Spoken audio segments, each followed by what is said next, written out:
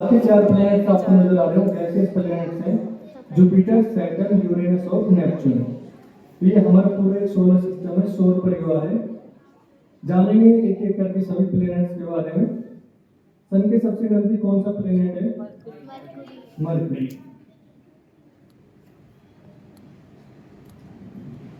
Mercury की surface के ऊपर आपको गड्ढे या फिर पैच नजर आ रहे होंगे। इनको हम क्रेटर्स के नाम से जानते हैं। इन क्रेटर्स की फॉर्मेशन मेटोर्स, एस्टेरॉइड्स या फिर कॉमेट्स के टकराने की वजह से हुई है। अब मरकरी सन के सबसे नजदीक है, तो क्या ये सबसे हॉटेस्ट प्लैनेट भी है? Is it hottest planet of our solar system?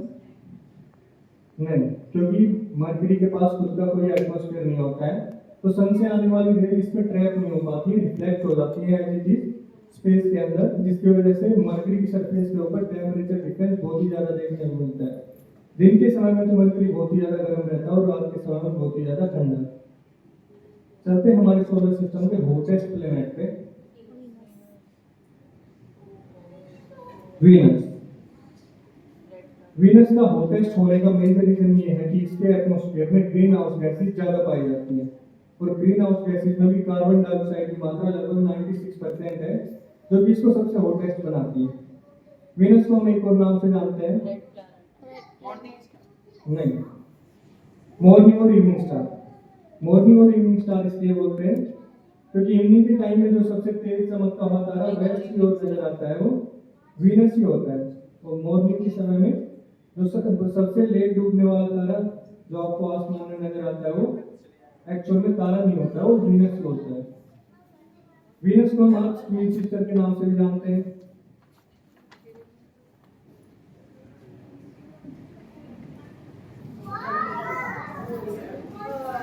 अर्थ हमारे सोलर सिस्टम का एकमात्र प्लेनेट है जहां लाइफ पॉसिबल है। लाइफ पॉसिबल होने के कई मेजर रीजन है, जिनमें से एक है वाटर की अवेलेबिलिटी तीनों फॉर्म्स में, तीनों स्टेट्स में, सॉलिड, लिक्विड और गैस में। सॉलिड की फॉर्म ग्लेशियर्स प्रेजेंट है, लिक्विड की फॉर्म में रिवर्स, ओशियंस और फ्रेश वाटर प्रेजेंट है, और गैसेस की फॉर्म में वाटर वेपर्स प्रेजेंट है। अर्थ अपनी एक्सिस पे 23.5 डिग्री तिलती है, जिसकी वजह से हमें डिफरेंट डिफरेंट सीजन देखने को मिलते हैं, जैसे कि सर्दी, गर्मी और बरसात का सीजन। जो आपको ब्लू पार्ट नजर आ रहा है वो क्या रिप्रेजेंट कर रहा है? वाटर। वाटर कितना अवेलेबल है आपके ऊपर? 70%। 71%। जो ग्रीन पार्ट है वो फॉरेस्ट एरिया है, जो व्हाइट पार्ट आपको नजर आ रहा है वो क्लाउड्स और ग्लेशियर्स है, और जो ब्राउन पार्ट दिख रहा है आपको वो लैंड एरिया जहां हम रहते हैं। अर्थ के एटमॉस्फेयर में एक लेयर पाई जाती है, उसका क्या नाम है? मार्स। मार्स को हम एक और नाम से जानते हैं, मंगल, रेड प्लेनेट। रेड प्लेनेट इसलिए बोलते हैं क्योंकि मार्स की सरफेस के ऊपर आयरन ऑक्साइड या फिर फेरस ऑक्साइड की मात्रा ज्यादा पाई जाती है।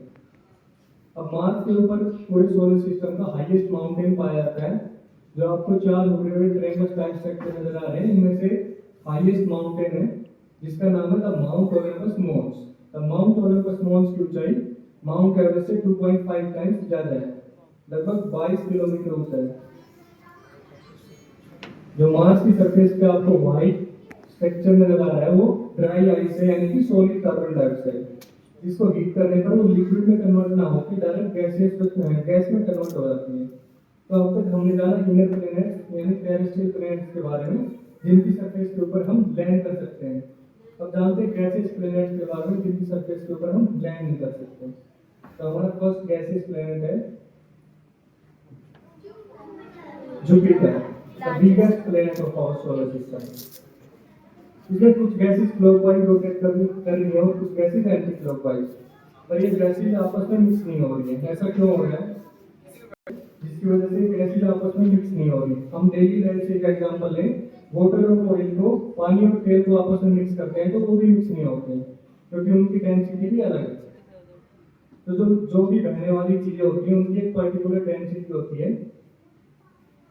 अब जुपिटर की सरफेस के ऊपर बहुत सारे तूफान या फिर टॉर्नेडो आते रहते हैं, जिनमें से आपको एक दिख रहा होगा आई टाइप स्ट्रक्चर। इसको हम द ग्रेट रेड स्पॉट के नाम से जानते हैं। इस ग्रेट रेड स्पॉट में एक अर्थ इजीली फिट हो सकती है। क्या आप लोग गैस कर सकते हैं कि पूरे जुपिटर में कितनी अर्थ फिट हो सकती हैं? 390। नहीं, लगभग 1300 अर्थ, 1300 अर्थ एक जुपिटर में इजीली फिट हो सकती हैं। और एक सन के अंदर 1000 जुपिटर इजीली फिट हो सकते हैं, और एक सन के अंदर लगभग 13 लाख अर्थ इजीली फिट हो सकते हैं। यहाँ से कंपैरिजन में जाने तो देख सकते हैं कि सन का साइज कितना बड़ा होता है। चलते हैं नेक्स्ट प्लैनेट पे, यूरेनस। सैटर्न। सैटर्न आता है ना जुपिटर पे। कुछ मिसिंग है इसमें? फिर यूरेनस, फिर नेपच्यून। रिंग्स। रिंग्स है वो सैटर्न का पार्ट नहीं होती, वो आइस और डस्ट पार्टिकल्स होते हैं जो कि सैटर्न की ग्रेविटी की वजह से इसके चारों ओर चक्कर लगाते हैं और हमें टेलीस्कोप से देखने पर एक रिंग का फॉर्मेशन नजर आता है। अब सैटर्न का येलोइश कलर इसलिए क्योंकि इसमें अमोनिया गैस ज्यादा मात्रा में पाई जाती है। चलते हैं हमारे सोलर सिस्टम के कोल्डेस्ट प्लेनेट पे, यूरेनस। यूरेनस का एवरेज टेम्परेचर लगभग -195 डिग्री सेल्सियस रहता है। यूरेनस का सबसे ठंडा होने के दो मेजर रीजंस हैं। एक तो सन से बहुत ही ज्यादा दूरी पे स्थित होना, सन की रेज प्रॉपर्ली इस तक नहीं पहुंच पाती है, और दूसरा इसमें मीथेन गैस पाया जाना जो कि इसको लाइट ब्लू कलर भी प्रोवाइड करती है। चलते हैं हमारे इस प्लेनेट और लास्ट प्लेनेट पे, प्लूटो के बारे में नहीं बताएंगे। तो नेपच्यून। खत्म हो गया। This is also a cold planet. इसके भी सेम दो ही रीजन है, एक तो सन से बहुत ही ज्यादा दूर और दूसरा मीथेन गैस का पाया जाना। अब नेपच्यून की सरफेस के ऊपर आपको क्लाउड टाइप स्ट्रक्चर नजर आ रहा होगा, इनको हम नेपच्यून स्कूटर्स के नाम से जानते हैं। तो अब तक हमने जाना सभी प्लेनेट्स के बारे में, अभी वापस से थोड़ा अर्थ के बारे में और जान लेते हैं। This is the day and night view of earth.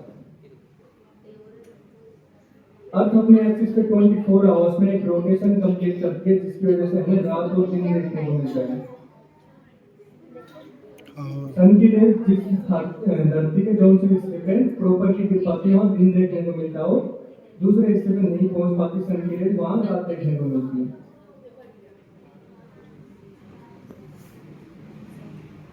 This is the night view of earth from space. लेकिन इंडिया में जो दिन है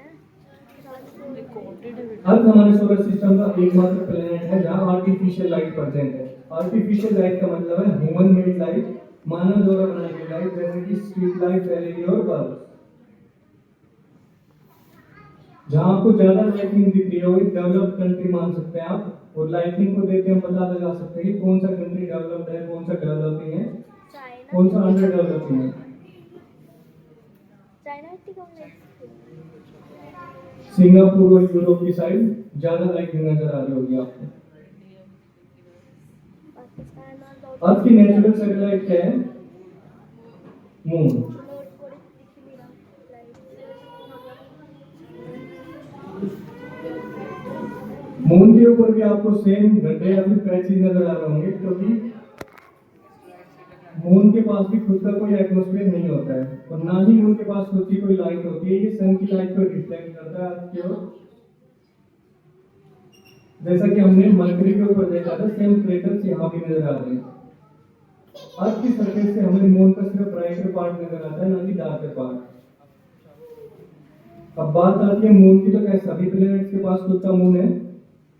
हाँ। नहीं, मरकरी और वीनस के पास कोई मून नहीं है। सबसे ज्यादा मून कौन से प्लैनेट के पास है? नहीं, पहले हुआ करते थे।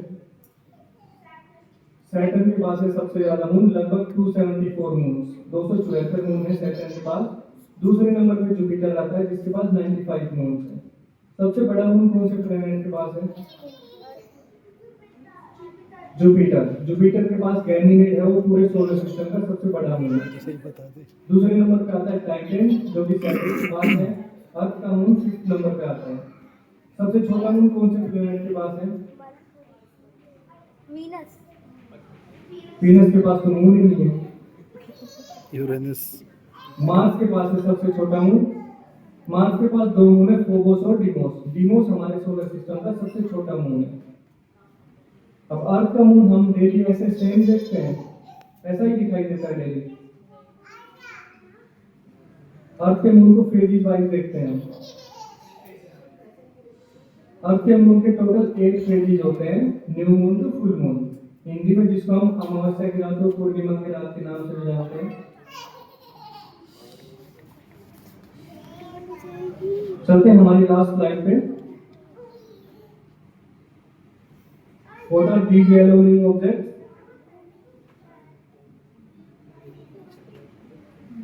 Yellow moving objects क्या हैं? एरोप्लेन। Flights, aeroplanes। ये स्लाइड एयर ट्रैफिक दिखाती है और ये डाटा सिर्फ 24 आवर्स का है। हम लोग सोचते हैं कि हमें रोड के ऊपर ट्रैफिक का सामना करना पड़ता है, हम हमारी बाइक ट्रैफिक कार लेके हवा में उड़ जाएंगे, ट्रैफिक का सामना नहीं करना पड़ेगा। ये हमारा भ्रम है, मिथ है। एयर में भी बहुत सारा ट्रैफिक प्रेजेंट है। यूएसए का ट्रैफिक सबसे ज्यादा आप लोग देख पा रहे होंगे कि यूरोप की साइड सबसे ज्यादा एयर ट्रैफिक है।